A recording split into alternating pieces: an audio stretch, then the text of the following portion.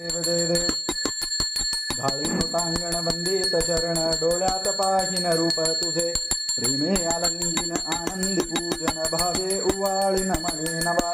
त्वमेव माता पिता त्वमेव बंधुच सखा